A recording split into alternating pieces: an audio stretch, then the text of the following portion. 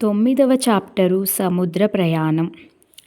నేను యునైటెడ్ కింగ్డమ్కు బయలుదేరింది. రెండవ ప్రపంచ యుద్ధకాలము. యుద్ధం 1939లో మొదలయ్యింది. అప్పటి నుండి గ్రేట్ బ్రిటన్కు పడవలు తరచూ పోవడం లేదు. పోయినా వాటిని జర్మనువారు బాంబులు వేసి, మైన్లతో పేల్చి లేదా సబ్ మెరిన్లతో ముంచి వేస్తూ ఉండిరి. ఒకవేళ వెళ్ళితే కేప్ ఆఫ్ గుడ్ హోప్ ద్వారా వెళ్ళుచుండేవి. నేను వెళ్ళినది సెప్టెంబర్ 1944లో. అప్పటికి జర్మనువారి బలం తగ్గుముఖం పట్టింది. అయినా వారి భయం చాలా ఉండేది.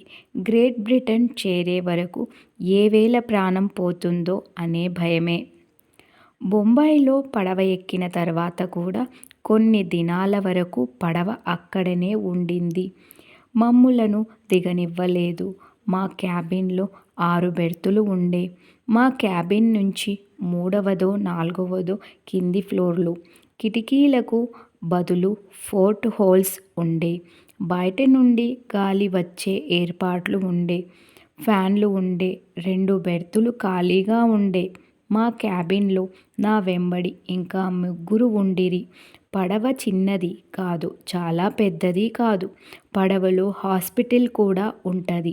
టెలిగ్రాఫ్ ఆఫీస్, వైర్లెస్ కూడా ఉంటది. మనకు టెలిగ్రాములు వస్తే ఇస్తారు. పడవలో దుకాణం కూడా ఉంటుంది. అన్ని వస్తువులు దొరుకుతవి. చిన్నపిల్లలకు నర్సరీ సెక్షన్ మరియు కిండర్ గార్టెన్ సెక్షన్లు ఉంటవి.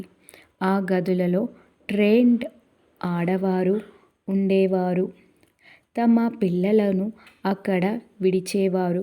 పుస్తకాలను మన క్యాబిన్కు చదువుకోవడానికి ఇచ్చేవారు.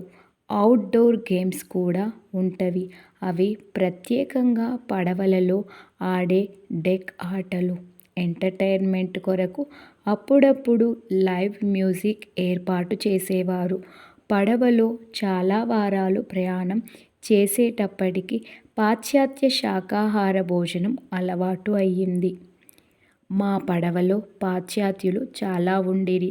భారతీయులు చాలా తక్కువగా ఉండిరి. నేను ధోవతి షేర్వాణితో ఉంటిని. నేను తప్ప మిగతా భారతీయులు పాశ్చాత్య డ్రెస్సులో ఉండిరి.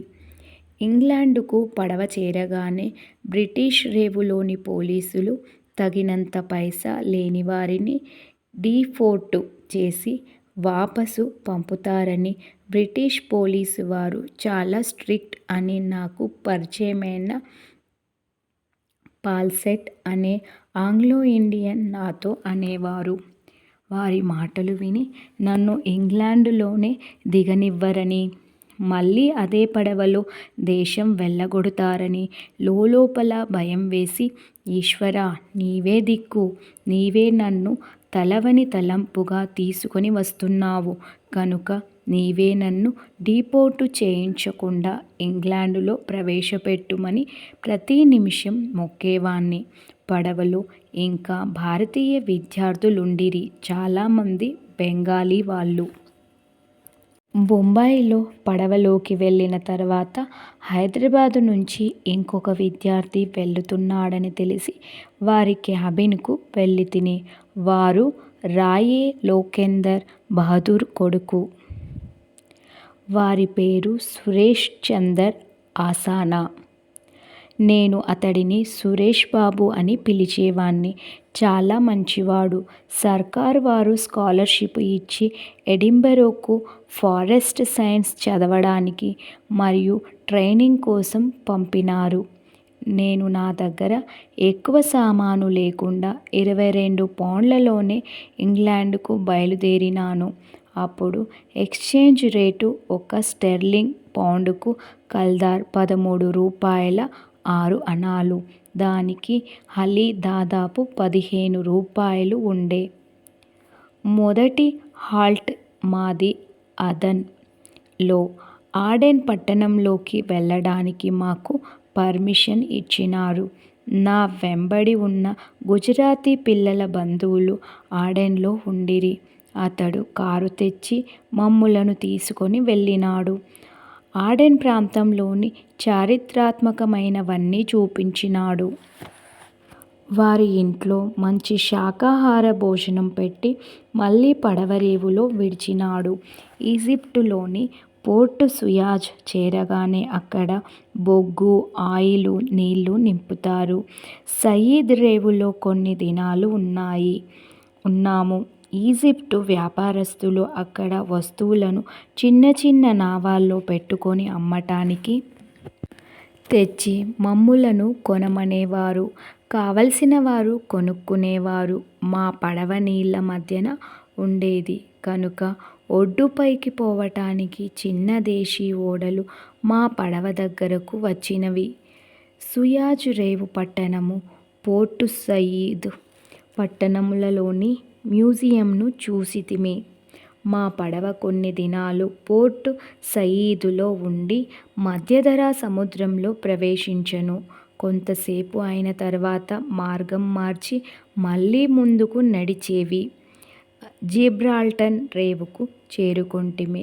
గ్రేట్ బ్రిటన్ పడమటి తీరం పొడుగున ఉత్తరం వైపు మా పడవ పోవుచుండెను. గ్రేట్ బ్రిటన్ భూమి కనబడుచుండెను. దేవుడు నన్ను తుదకు గ్రేట్ బ్రిటన్ చేర్చినందుకు సంతోషించి కృతజ్ఞత వందనం చేసితిని. అప్పుడు సురేష్ బాబును కలిసితిని. క్లుప్తంగా నా పరిస్థితి వివరించితిని. నా దగ్గర డబ్బు లేదన్న రహస్యం ఎవ్వరికీ చెప్పనని అతని నుంచి వాగ్దానము తీసుకొంటిని.